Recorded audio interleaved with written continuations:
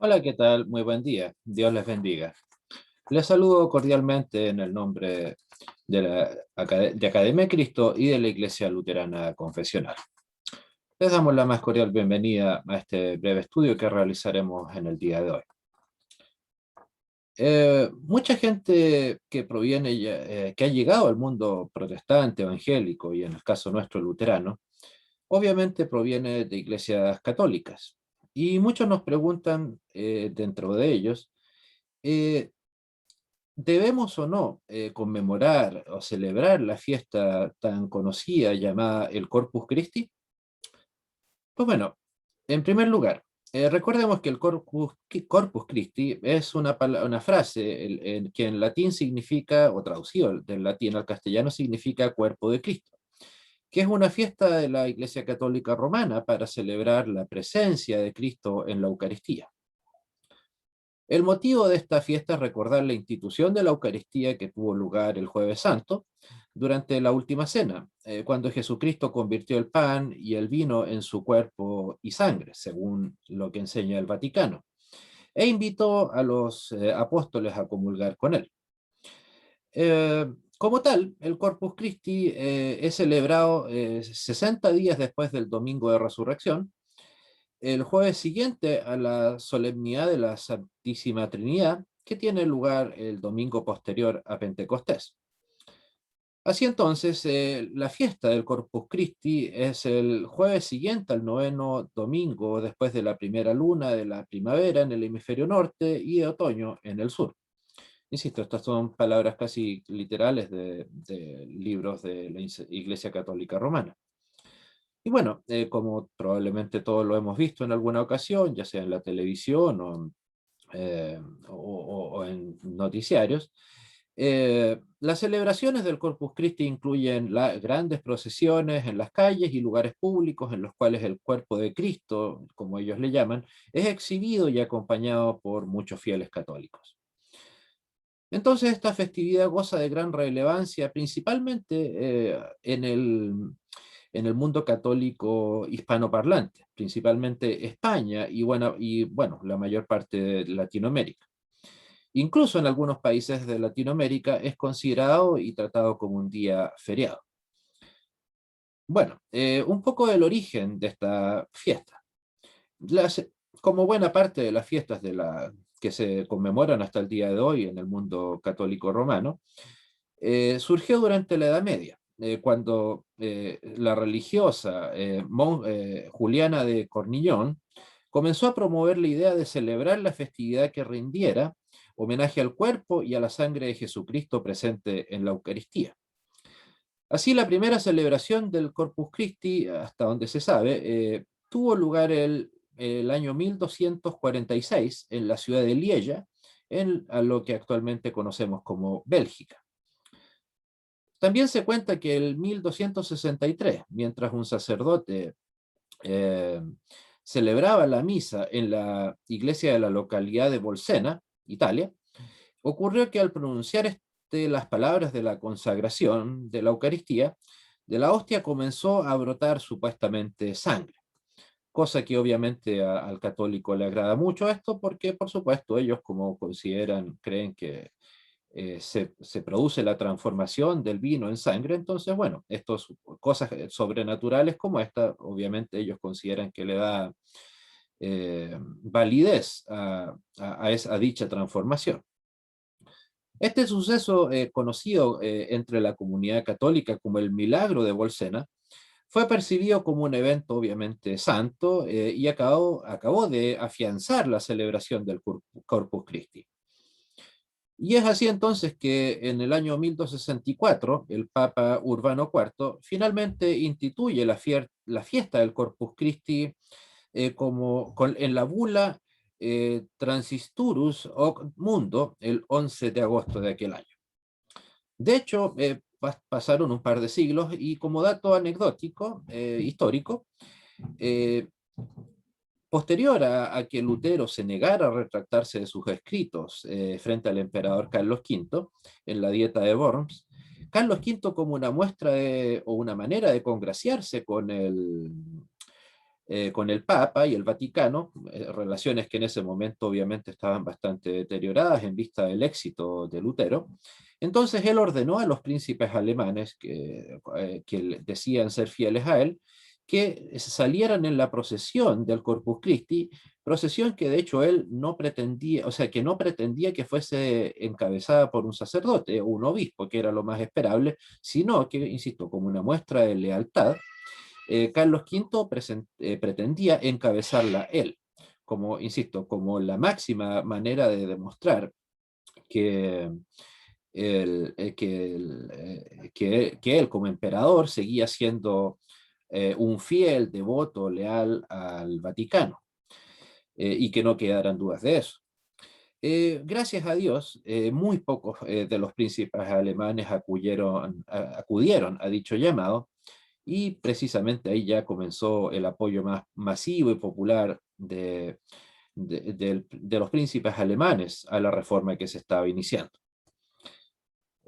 Bueno, y ahí fue, recordemos que eso fue precisamente días después de que Lutero dijo su famosa frase, hermosa frase, cara a cara frente al emperador: mi conciencia está cautiva de la palabra de Dios.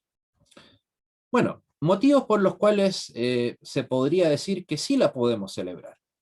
En primer lugar, y es un tanto obvio, la Biblia no lo prohíbe. Es lo que se suele denominar una conmemoración adiáfora. La Biblia no lo menciona ni de manera positiva ni de manera negativa. No vamos a encontrar un versículo que diga, por ejemplo, de cierto os digo que ustedes han de celebrar la fiesta del Corpus Christi, o vosotros han de no celebrar la fiesta del Corpus Christi. Segundo, no hay nada intrínsecamente malo en celebrar y recordar el sacrificio de Cristo en la cruz o la última cena. No es algo inherentemente malo, no es, digamos, que estemos eventualmente celebrando a un personaje o cayendo en idolatría. No. Y por lo demás, que es lo que suele incomodar mucho al mundo protestante, es el hecho de que es una fiesta que fue originada, como quedó claro, en el Vaticano. Pero tenemos que recordar que como cristianos, en nuestro caso luteranos confesionales, si una fiesta es digna de celebrar o no, no tiene por qué tener vinculación alguna con el hecho de que si el Vaticano la celebra o no. El Vaticano también celebra la Navidad, también celebra Pentecostés, también celebra Semana Santa, por supuesto, y eso no ha de ser un motivo por el cual ustedes y yo dejemos de celebrar o de conmemorar dichas fiestas. Insisto, si hemos de celebrar o no algo, ha de ser por nuestras propias convicciones bíblicas, no porque el Vaticano las celebre o las deje de celebrar. Entonces, el hecho, insisto, de que el Vaticano las celebre, las conmemore, no nos dice absolutamente nada respecto de su validez, simplemente, ni tampoco de su bondad o de su maldad, simplemente de que las celebran. Así como tienen fiestas muy cristianas, tienen otras que no lo son. En este caso, insisto, la Biblia no nos dice nada de recordarla o no recordarla como una fiesta especial, un día dedicado especialmente a este tema. También, motivos por los cuales no debiésemos conmemorar. Sin duda nosotros creemos en la presencia real de Cristo en la Eucaristía, pero en lo que no creemos es en la transformación. Y eso es precisamente, como lo mencioné al principio, es lo que recuerda el Vaticano, la transformación del vino en sangre, la sangre de Cristo, y del pan en el cuerpo de Cristo literalmente, no metafóricamente. Recuerden, para el Vaticano y sus seguidores, el pan deja de ser pan, el vino deja de ser vino, eh, para convertirse en cuerpo y sangre. Por lo tanto, eso es lo que conocemos como, ellos los católicos lo enseñan con el nombre de la transubstanciación, de transformarse. Y esa precisamente es la gran diferencia respecto de la Eucaristía, entre el mundo luterano y el mundo católico romano. Para nosotros el pan sigue siendo pan, el vino sigue siendo vino. pero está ahí presente el cuerpo y la sangre de Cristo, que es muy distinto la presencia real a la transformación real. Entonces, eventualmente, eso puede llevarnos, sí, insisto, a caer en una doctrina errada, como es la de la transubstanciación. También, en segundo lugar, aunque pueden haber otros motivos, por supuesto, directa o indirectamente, como lo hace la misa. Recordemos el significado de la palabra misa en el diccionario católico, es el continuo sacrificio sin la sangre del Calvario.